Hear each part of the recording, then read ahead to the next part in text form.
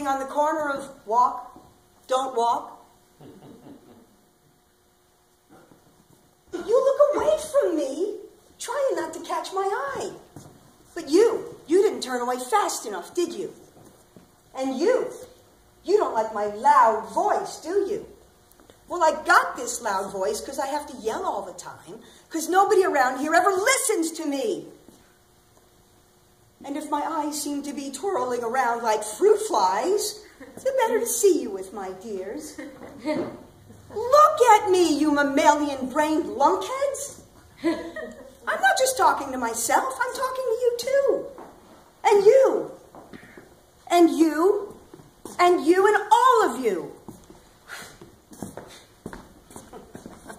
I know what you're thinking. You're thinking I'm crazy. You think I give a hoot? You people look at my shopping bags, call me crazy for saving this junk. What should we call the ones who buy it? It's my belief we all, at one time or another, secretly ask ourselves the question, am I crazy?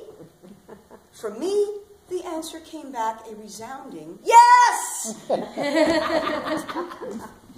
In my case, the symptoms are subtle yet unmistakable to the trained eye.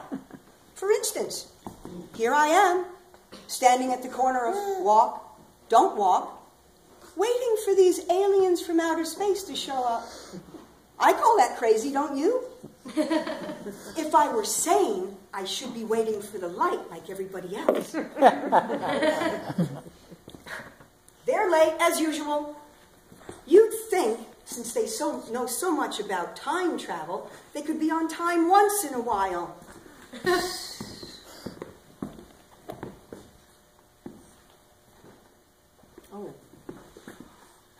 Oh, I could kick myself. I told them I'd meet him at the corner of walk, don't walk, round lunchtime. Do they even know what lunch means? I doubt it. And round. Why did I say round? Why couldn't I be more specific? This is so typical of what I do. Now they're probably stuck somewhere in time, wondering what I meant by round lunchtime. And when they get here, they'll be dying to know what lunchtime means. And when they find out it means going to Howard Johnson's for fried clams, I wonder, will they be just a bit let down? Oh, I dread having to explain tartar sauce. See, this problem with time just points out how far apart we really are. Our ideas of time and space are different from theirs.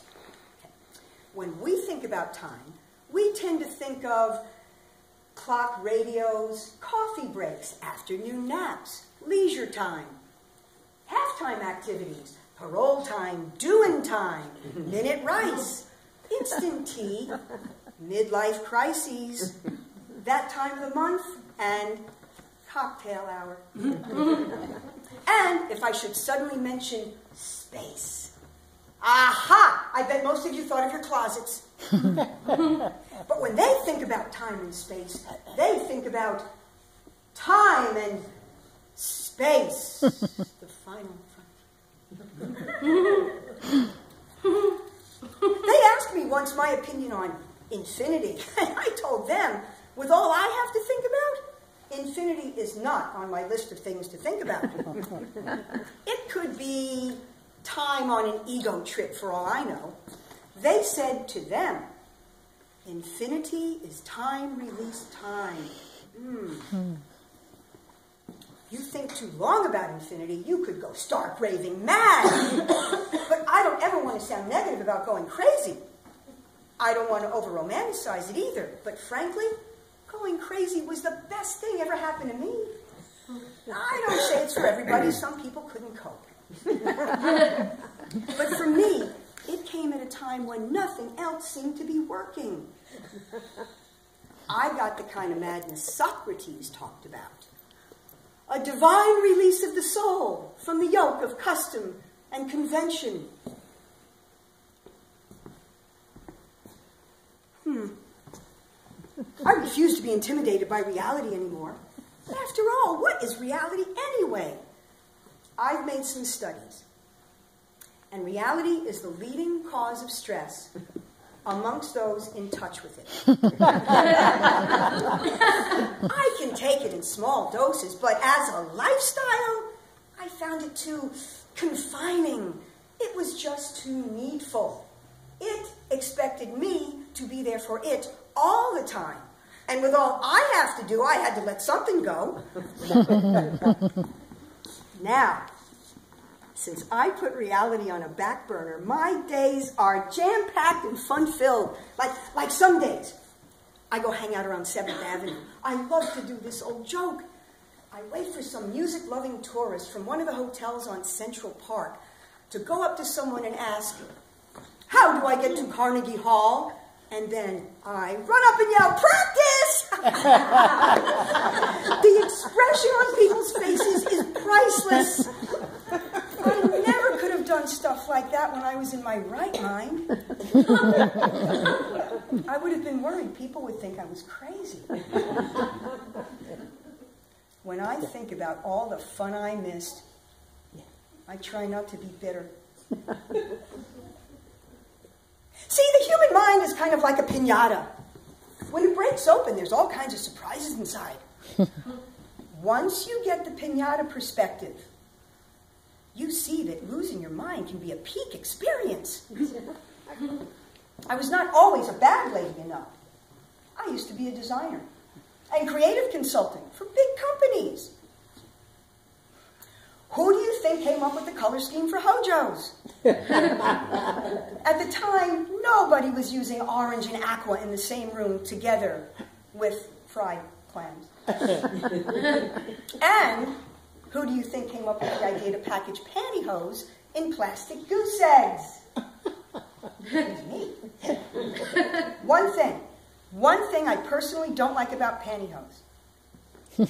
When you roll them down to the ankles the way I like them, you can't walk too good. But people seem amused, so it's a little loss of dignity. You gotta admit, it's a look. The only idea I'm proud of, my umbrella hat, protects against sunstroke, rain, and muggers. I don't know. For some reason, muggers steer clear of people wearing umbrella hats. So, it should come as no shock. I am now creative consultant for these aliens from outer space. They're a kind of cosmic fact-finding committee. Amongst other projects, they're searching all over for signs of intelligent life. It's a lot trickier than it sounds. We're collecting data from all over Earth to figure out just what it's all about, once and for all, what the hell it's all about. I write the data on these Post-its, and then we study it. Don't worry, before I took this consultant job, I gave him my whole psychohistory. I told him what drove me crazy was my last creative consultant job with the Ritz cracker mogul, Mr. Nabisco. It was my job to come up with snack inspirations to increase sales. I got this idea to give cracker consciousness to the whole planet.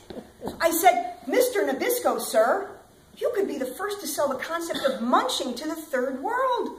We got an untapped market here. These countries got millions and millions of people, don't even know where their next meal is coming from. So the idea of eating between meals just never occurred to him."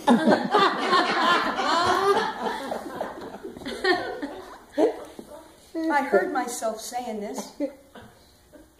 Must have been when I went off the deep end. Woke up in the nut house. They were hooking me up. One thing they don't tell you about shock treatments, for months afterwards, you got flyaway hair. Used to be my best feature.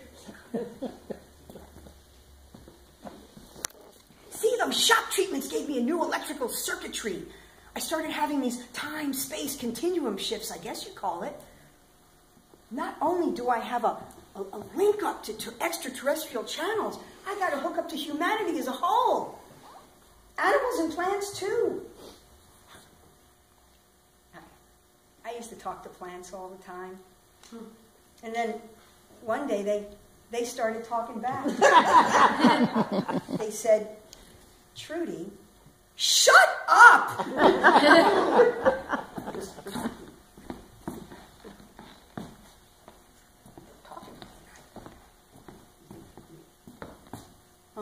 I got kind of this built-in DVR in my head, records anything.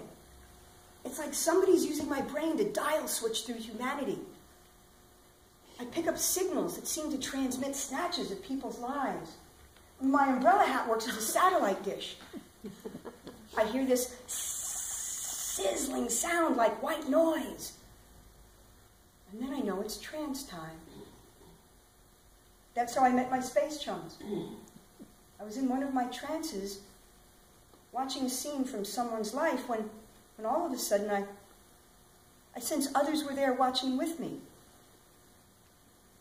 Uh-oh. I see this skinny punk kid. Got hair the color of Fruit Loops. And she's wearing a t-shirt that says, "Leave me alone." There's a terrible family squabble going on. Oh, if they're listening to each other, they're all going to get their feelings hurt. I see glitches. Now I see this dark-haired actress on a Broadway stage. I know her. I see her all the time outside the Plymouth Theater, 45th Street.